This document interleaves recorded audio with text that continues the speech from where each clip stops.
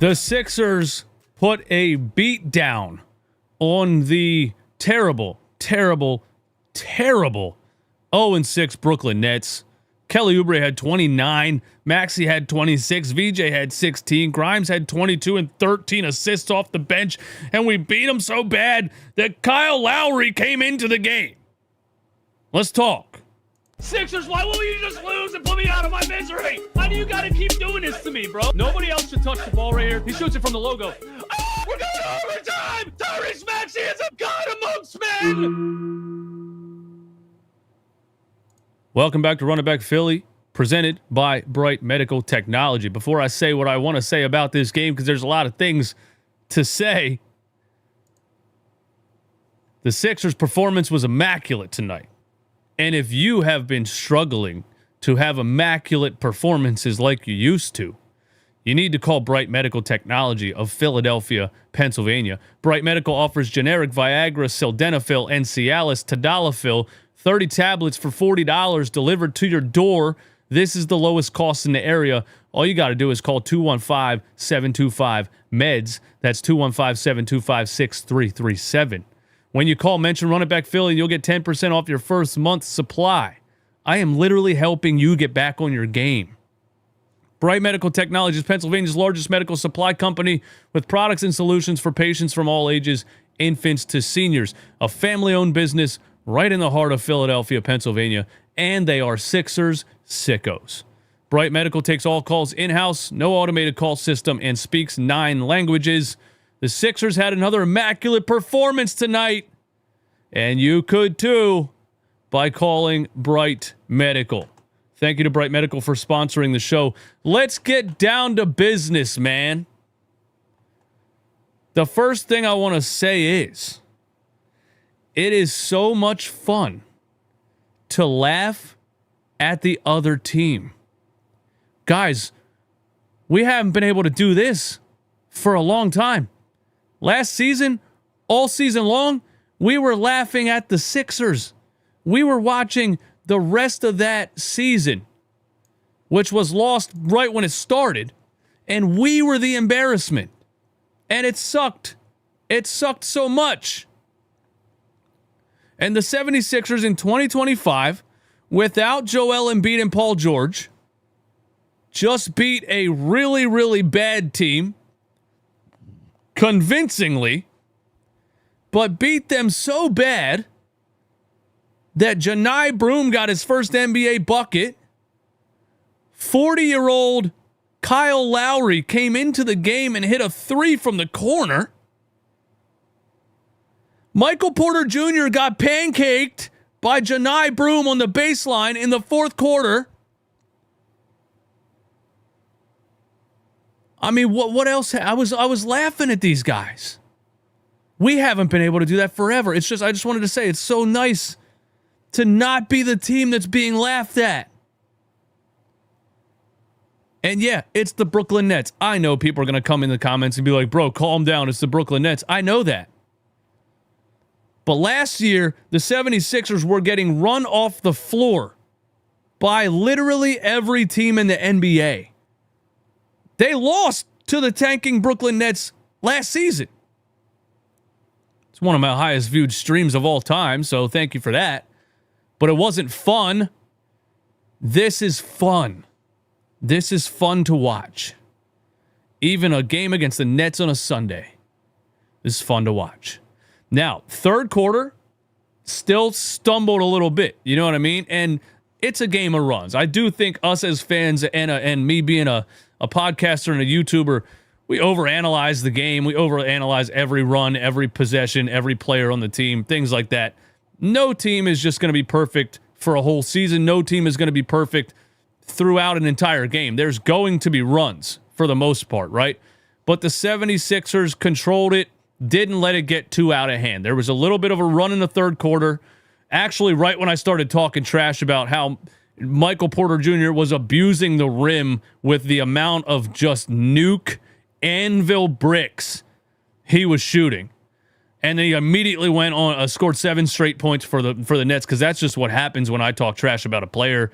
He immediately turns into a superstar for at least 30 seconds. So he ripped off 7 straight in like 35 seconds, a 3, a and 1, something else. And they got the lead down to 9, I believe. Maybe it was down to 10, I think. And that was after the Sixers had been up by 21. So, you know, it was scaring us a teeny tiny bit. Now, the Nets are so bad, and they're not actually trying to win, that I don't think we were ever really scared. You know, it's not even like it's the Hornets or the Wizards who are bad but are building something and have young talent, right, that can give you buckets that, you know, like Alex Sarr did to Joel Embiid in the Wizards game and, you know, LaMelo Ball and those boys on the Hornets. This team doesn't, they're not trying to win. They're competing for the number 1 draft pick again. They have no plan, no identity. It's just Cam Thomas chucking shots out there. Michael Porter Jr., maybe the worst contract in the NBA, is just out there straight up building a cul-de-sac with the amount of bricks he shot tonight. And other than that, it's guys named Jalen Wilson and Day'Ron Sharpe and Tyrese Martin, you know, who it just feels like the knockoff version of Tyrese Maxey, that name. But that's a G League team. Let's call it what it is. So we weren't really scared that they were going to come back and win or anything like that, although we do have PTSD from the 76ers, especially in the Doc Rivers era, of just epic collapses. I just want to say that from last season to this season, the difference is incredible. And this is still without Joel Embiid, Paul George, and Jared McCain. This team just went out and had a 21-point lead. Nets cut it down to 10. Sixers put their foot back on the gas, took it all the way up to 28.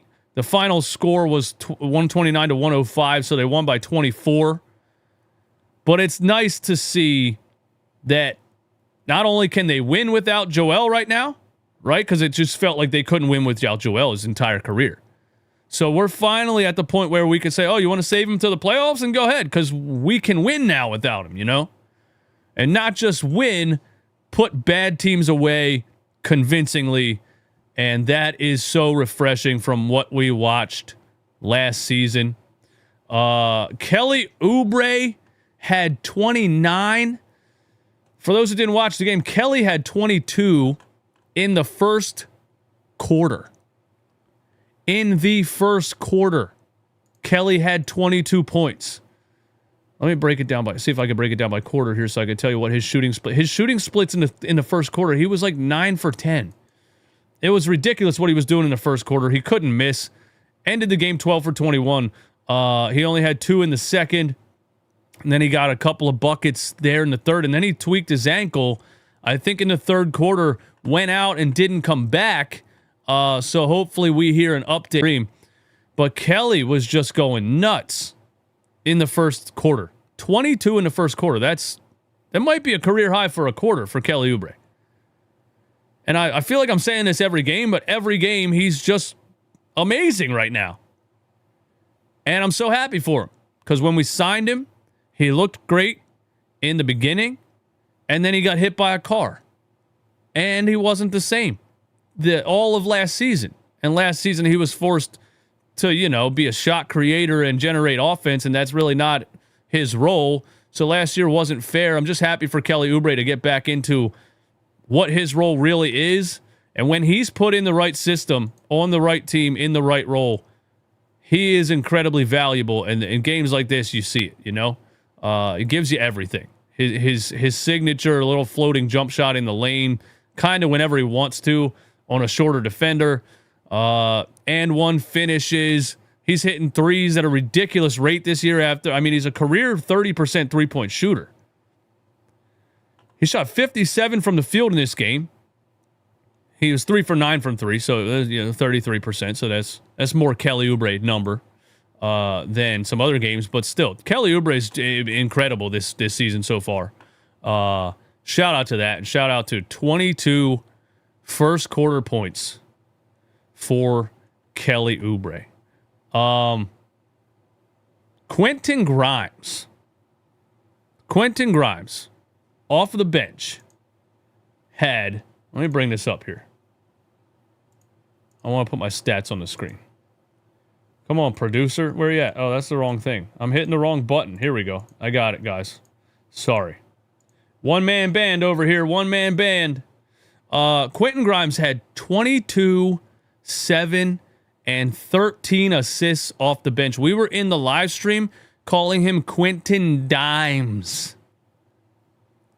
The second half of the game, once we really started to pull away and put the Nets away, Quentin Grimes went and won mixtape mode. He was like, dude, this game's over. I don't even care anymore. He threw a no-look behind-the-back left-handed pass to Trendon Watford on a fast break. Then he's hitting Maxey with the no-look. He's hitting VJ cutting to the rim on no-looks. Quentin was just dropping dimes everywhere. And again, Quentin Grimes is that guy that in certain situations where the offense slows down, looks stagnant, right, and looks like they don't have much of a plan and it turns into a lot of iso ball, he makes things happen. He can take guys off the dribble. Quentin Grimes is the epitome. He has been the epitome so far this season of microwave offense, of a guy that can come off the bench and just straight give you buckets. And that's what he does. It's not always going to be pretty. He's had some turnover issues. He had 4 turnovers in this game. I think he had 3 turnovers in the last game. And, a lot of times it looks like his handle on the rock is a little slippery sometimes. So he is struggling with that a little bit at times. But I just love Quentin Grimes off the bench, man. And people argue he should be in the starting lineup and all this. Having Quentin Grimes playing at this level, coming off the bench, gives you incredible depth. It just gives you incredible depth. I mean, if you look at him like the Nets look at Cam Thomas, right? Who I would say also is a microwave scorer, although Quentin Grimes is known as an elite perimeter defender and Cam Thomas is not. Cam Thomas is starting on their basketball team. A good team, right? Cam Thomas is coming off the bench to give you instant offense. That's what Quentin Grimes is doing for this team. I don't know what that means with his contract situation for next season, but right now you have to take advantage of the fact that you have, I'm going to say, damn near elite NBA scorer coming off of your bench. And anyone that can give you a damn near 20-point, 13 assists triple-double off the bench is incredible. It gives the Sixers so much depth. And they still haven't gotten Jared McCain back. I'm serious, guys. I'm getting scary confident in this team. Because I don't know who's going to stop Quentin Grimes and Jared McCain off the bench. The 76ers, for the first time in my life, have an incredible amount of firepower in every lineup they can put out there. And they're winning. And when they face a bad team like the Brooklyn Nets, they're not just winning. They're winning convincingly. They're doing exactly what they should do against a team like this. Maxey had 26. Now, I feel like Maxey struggled shooting, but his numbers weren't really that bad. He was 9 for 19. He had 7 assists, 26 points. There was times where, the Nets would make a little bit of a run and get it down to like 10, and then Maxey would just... He does this thing where he just kind of... It seems like he's like, all right, guys, give me the rock. And just shoots a 28-foot three-pointer splash. He shot... How many threes in this game? Let me see my scroll bar. How many shots, how many threes did Maxey shoot in this game? He shot 9. It was 4 for 9 from 3. 9 for 19 from the field. And Maxey's got that range. But nobody talks about that enough, by the way. Even though he hit a game-tying shot against the Knicks in the playoffs from half court. People don't talk about Tyrese Maxey's range enough, When you talk about Steph Curry and guys like that, you always talk about his range, how deep he can shoot the ball. Maxey's got that limitless range badge. I don't think people talk about that enough. A lot of times, one of the ways he gets an open three is really just a dribble handoff, but he can shoot it from so far out that he can take the dribble handoff and just shoot the ball from behind the screen and the defender's already around the screen. So it's kind of a sneaky, like just catch and shoot on a dribble handoff that's 28 feet from the basket. But Maxey has that range. He did that a couple times tonight where VJ just hands him the rock and instead of curling around the screen, he just shoots it from 30 feet. Tyrese Maxey has been great this season. He didn't have a dominant performance like he's had in some games so far this season, but if a non-dominant performance from Tyrese Maxey is 26, 6, and 7 assists, I'll take it all day. And again, he stepped up when the 76ers needed him. Anytime it got a little dicey, when the Nets made a little bit of a run and started to chip away a little bit, Tyrese Maxey would drop the hammer on him. So shout out to Tyrese in this game also. VJ Edgecombe, 16, 6 for 12. Hit a couple of open threes that I was happy about because, again, I thought VJ Edgecombe's shot was going to be the thing that took a lot of time to develop. And really his three-point shot looks pretty damn good, at least off the catch and shoot. And even off the dribble sometimes. Last game he had a step-back three from the top of the key that I liked. But VJ, to me, was still not aggressive enough. You know, I'm not seeing that type of fiery aggression from VJ that we saw in the first couple games of the season. And he is a 20-year-old rookie. So it's not even fair to say this, you know? And again, when he dropped 34 in the first game of the season, what did we expect? Did we expect a 20-year-old rookie to average 34 points a game? No, of course not. We knew this was going to happen. But for the past couple of games, he's taken a little bit of a back seat. And I saw it again where there was definitely situations where he got to a spot, like in the mid-range or something, and just didn't shoot it and would just kind of hold the ball and then try to kick it back out, or just refusing to drive to the rim sometimes when he gets in it. I just want him to be a little bit more aggressive. But that's me being selfish, to be honest with you, because if a 20-year-old rookie is giving me good defense, high-energy hustle plays, and 16 points, I can't complain about that.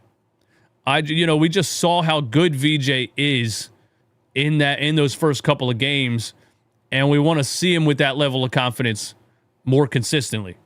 But he's 20 years old. He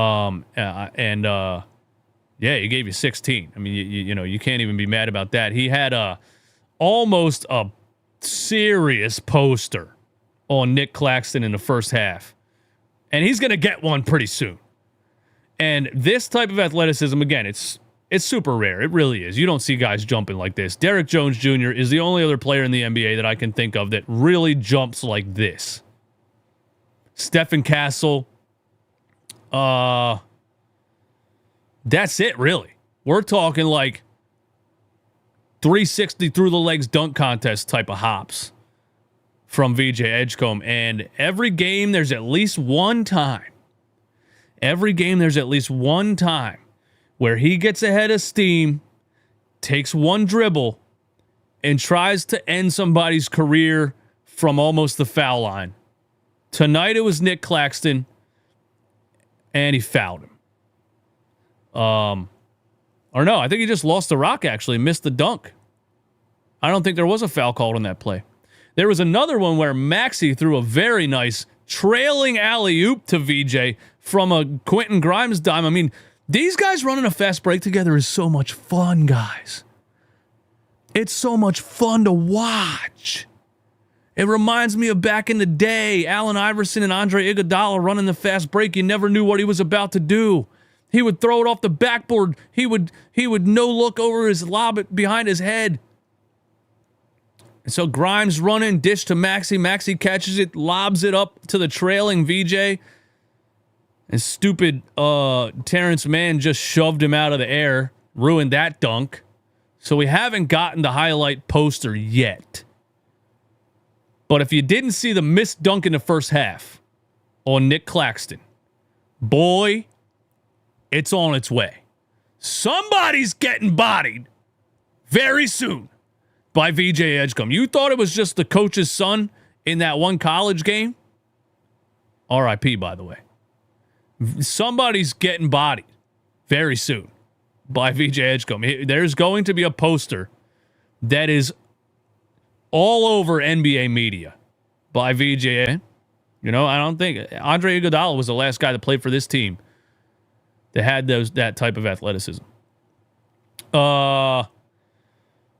Anything else I wanted to say, man? I thought the Sixers were terrible defending the rim in the first half. And they might have been terrible defending the rim the whole game, but the Nets just sputtered out in the second half and got their ass beat, you know? But if I wanted to pull one negative thing to say, you know, Adem Bona, he only played 14 minutes, right? And his minutes in the first quarter were very bad defensively. I'm talking like no rotations, guys just doing pick and rolls and rolling right down the middle of the rim. Nick Claxton just jogging into wide open dunks. So then Nurse puts Andre Drummond in there, and Andre Drummond is pretty much just as bad defensively. At least Adem Bona tries to block shots. Andre Drummond doesn't even try to block shots. Why are you, you're 6'11", bro. So, a couple of times, like a guy driving to the rim, Drummond just doesn't even jump.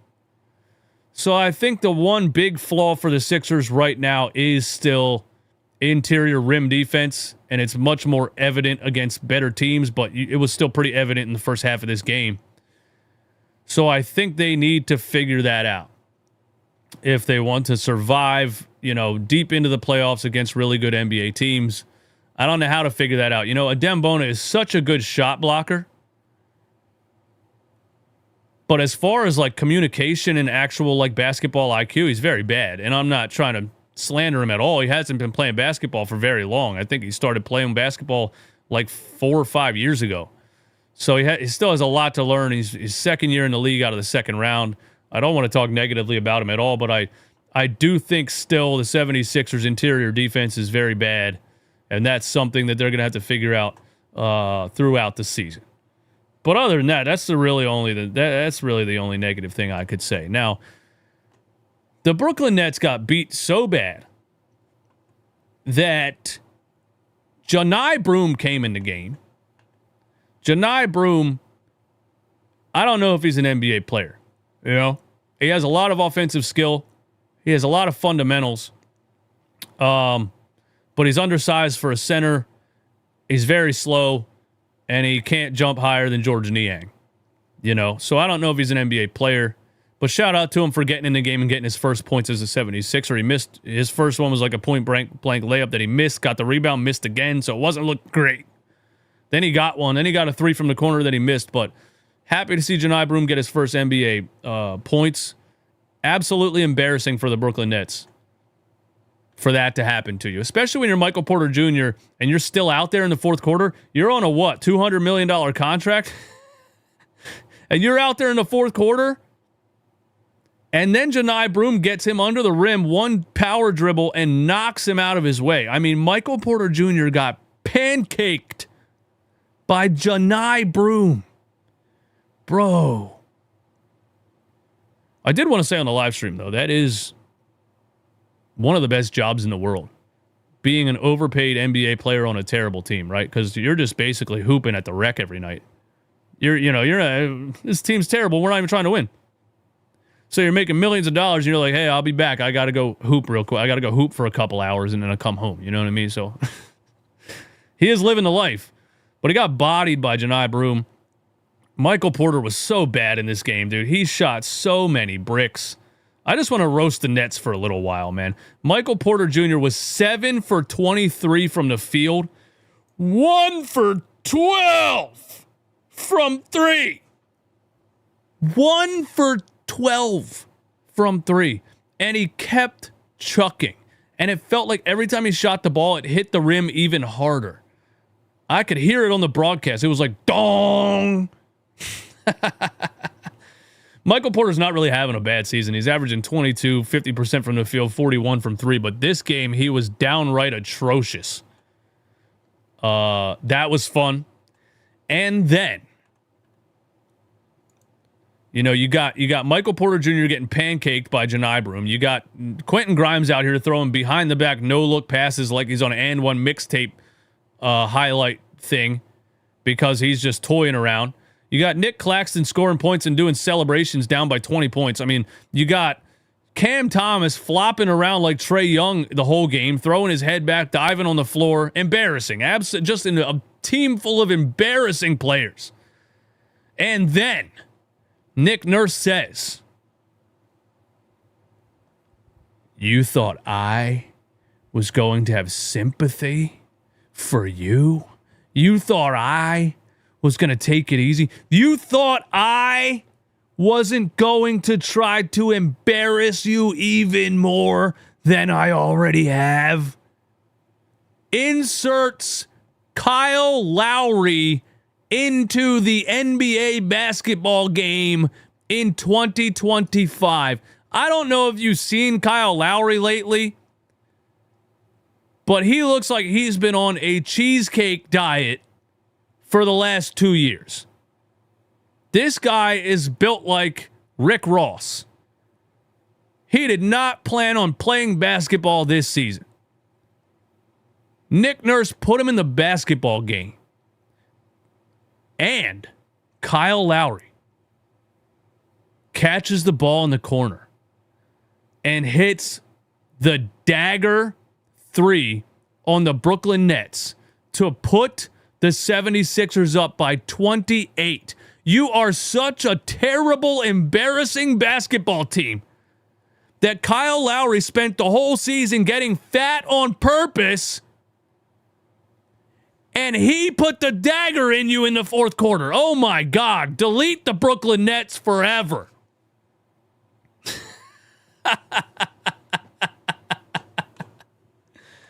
Hey, yo, man.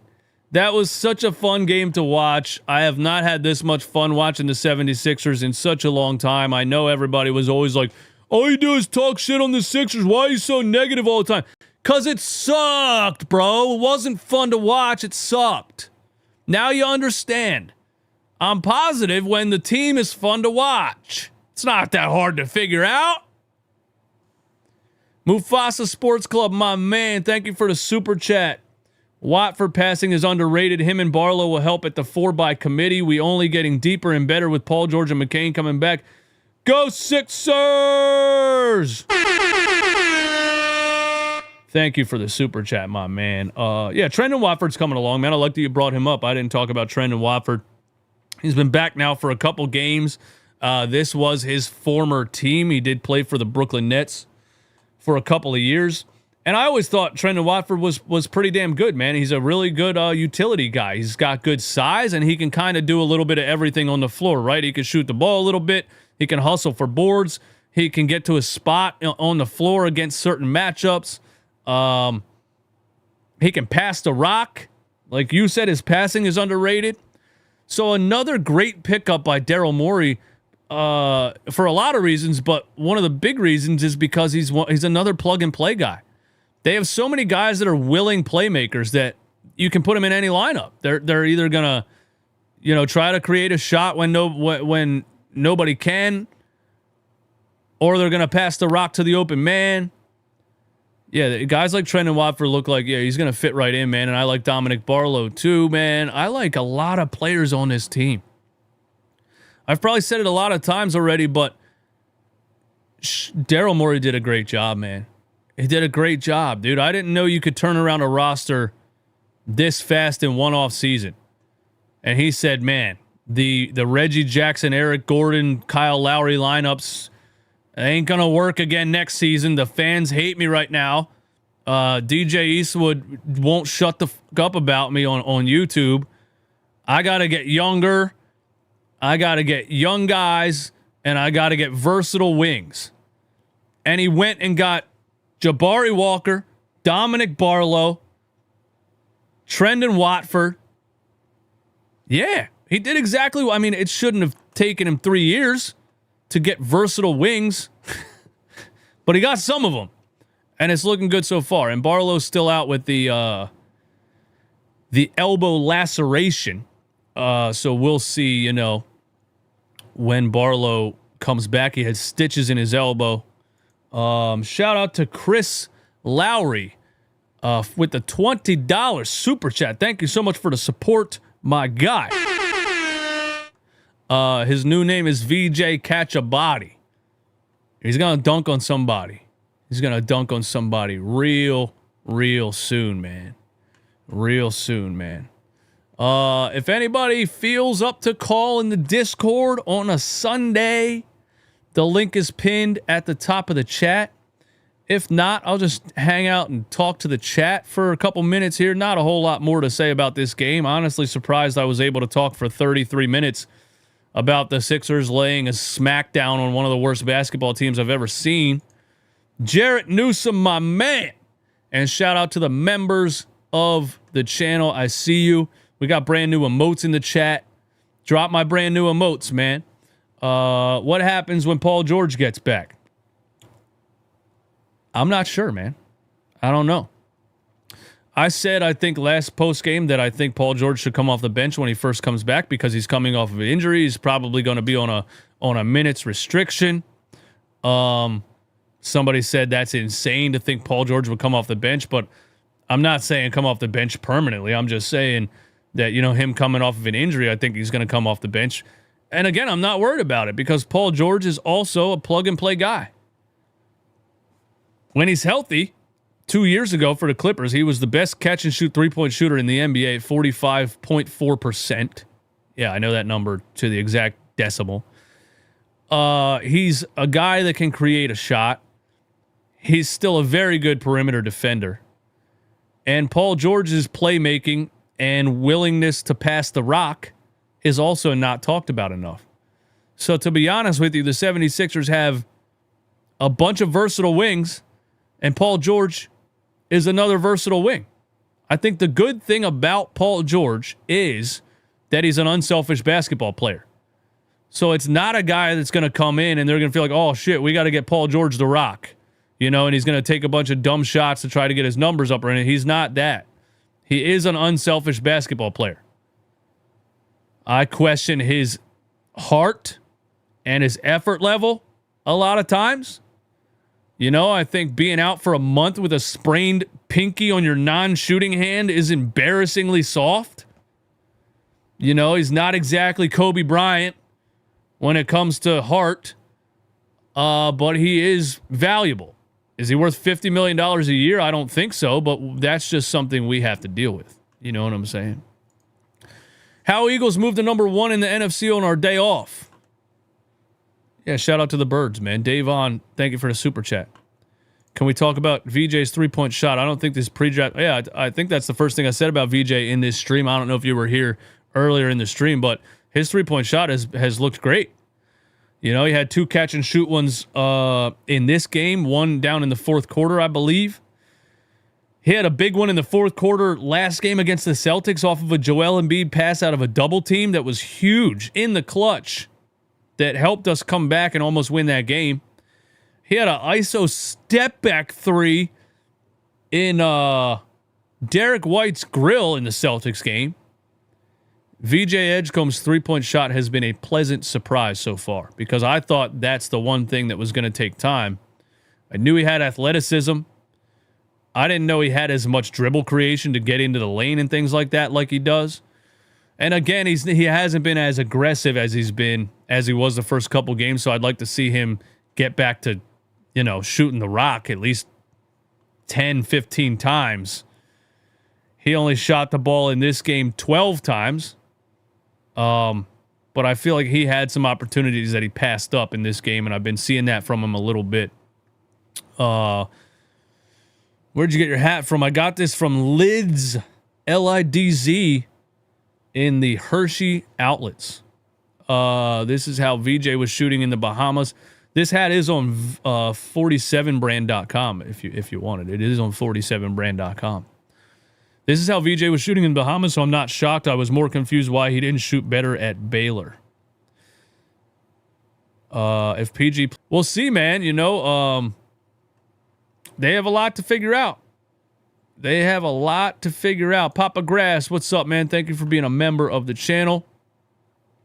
They got a lot to figure out, man. I hope we go up big often just to rub it in your opponent by playing Lowry. I wouldn't bank on the 76ers blowing teams out by 30 points and being so far ahead that they can put Kyle Lowry in the basketball game. I wouldn't bank on that in many matchups outside of probably just the Brooklyn Nets, to be honest with you. So, you know, you are the only person that wants to see more Kyle Lowry, but I don't bank on it. Yo, Max Man is in the Discord. Max Man. Yo, Max Man. Hello? Oh, damn. What's going on, man? Yo. Yo, Max Man. I don't know if there's something. I got a What's up, bro? Can you hear me? audio. I cannot hear you on a... Input. Rodecaster Pro. I'm good on my end, I think. My audio settings are messed up right now. Wait. All right, Max Man. We'll let Max Man figure out his audio settings. We'll go over to Hello? Twitter. Hello? What's up, man? I'm here. You got it? All right. What's up, man? I had it connected the output to my microphone. Oh, to yeah. my headphones. So, Oh, yeah, dude. Can't do that. Can't talk into your headphones. What's up, man? I'm good. You know, it was a good win. It was. But you know, it was dude, we were really just dicking around. Mm-hmm. The whole game, but you know, it was a fun one. You know, I really liked what Trent Watford did.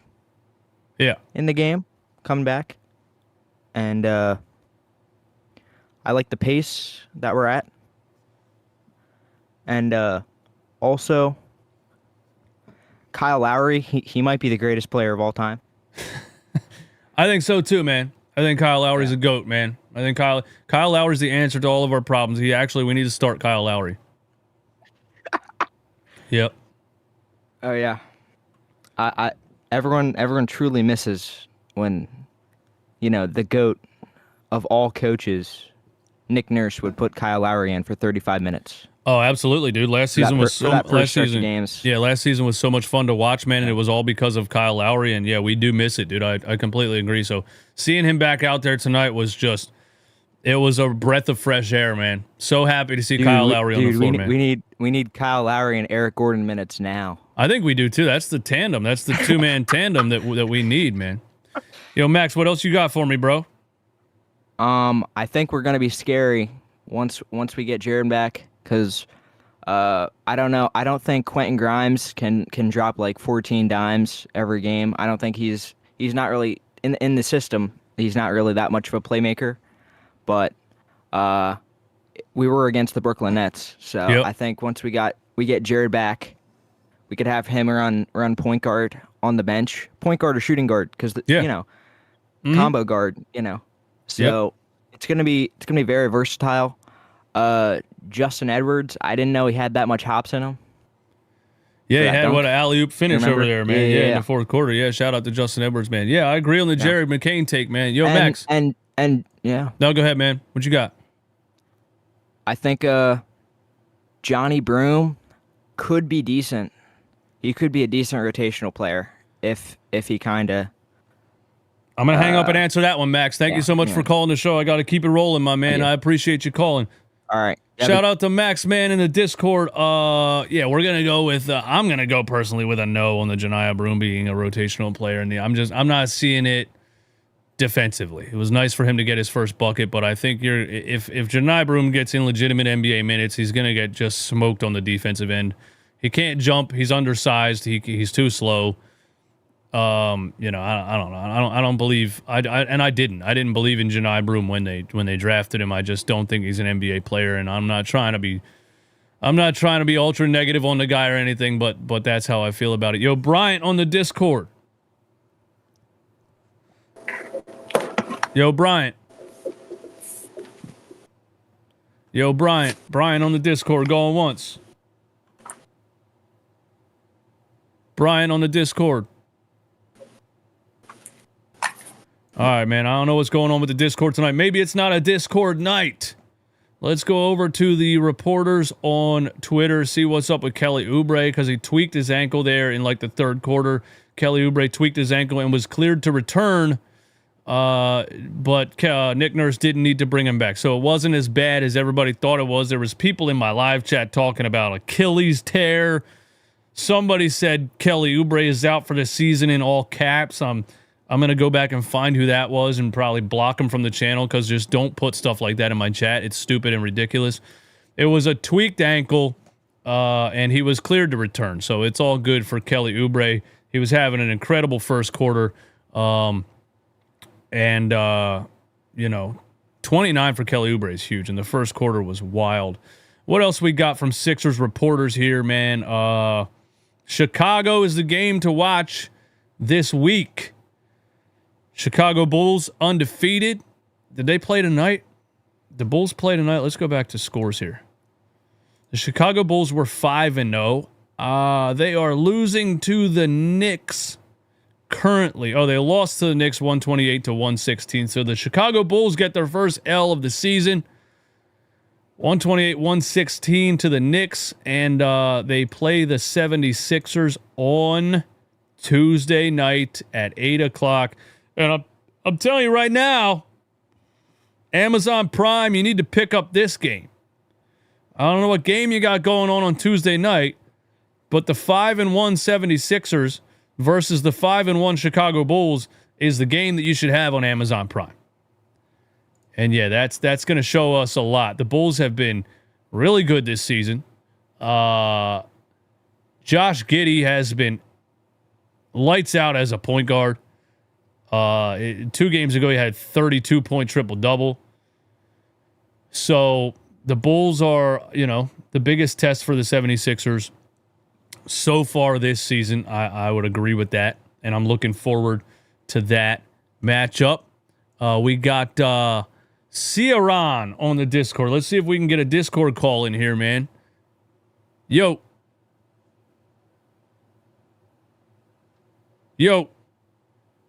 C. Yo, C on the Discord. Yo. Yo, what's good, DJ? What's going on, man? Just want to let you know I'm calling in from Melbourne, Australia. Hell yeah, bro. Watch this game. Yeah, hell yeah. This is a really fun game to watch. I just want to get out one point. I know you were kind of already talked about it, but really frustrates me when I see VJ Edgecombe not taking his shot. Like, we all know, we've watched that first game, we watched those early games, we know he can do it.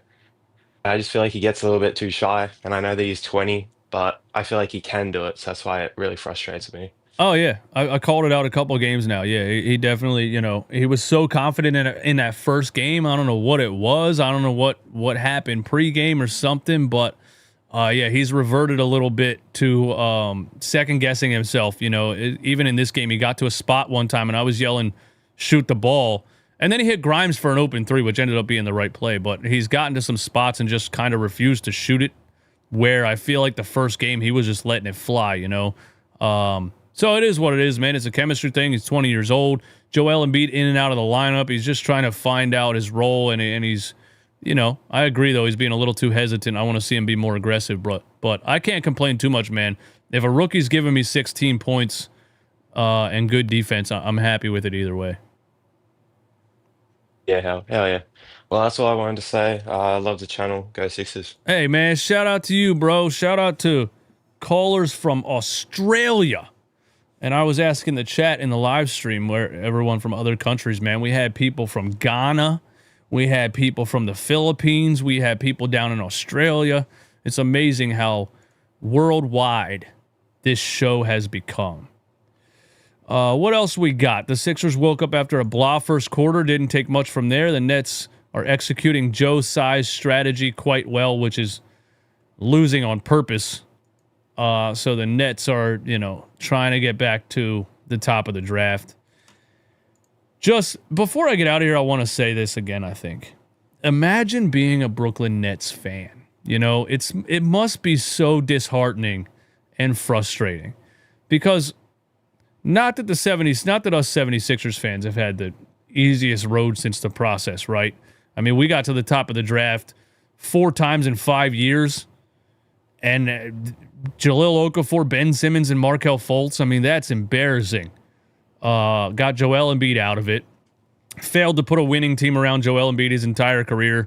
When I see the Spurs, I just said on Twitter again last night, man, the Spurs saw Wemby, and they said, we need to put versatile wings and shooters around this guy. That's all we got to do, There was people saying, like, should you draft Dylan Harper when you already have Stephen Castle, right?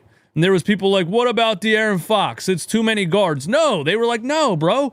Wemby is so dominant and requires so much space on the floor.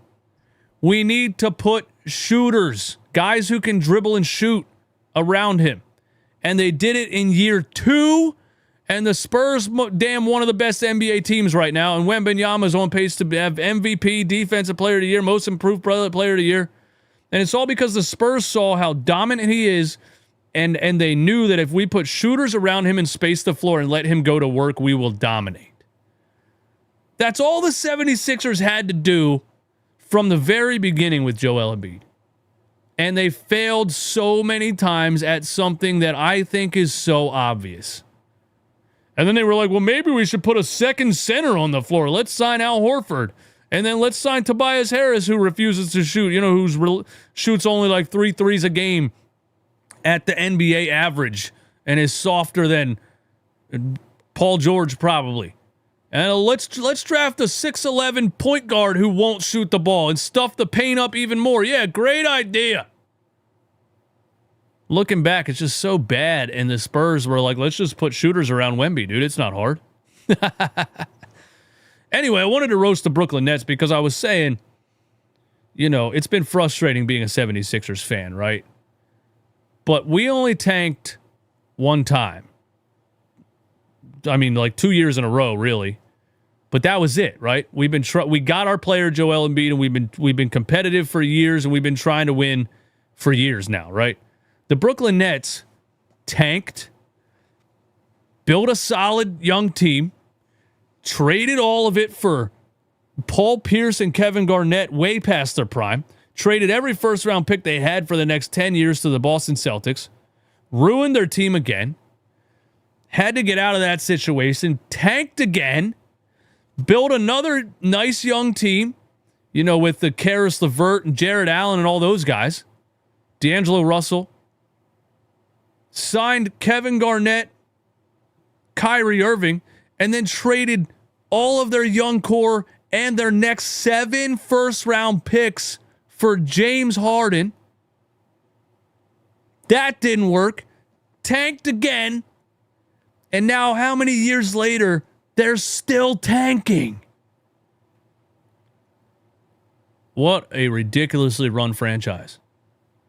And I don't know how they have supporters.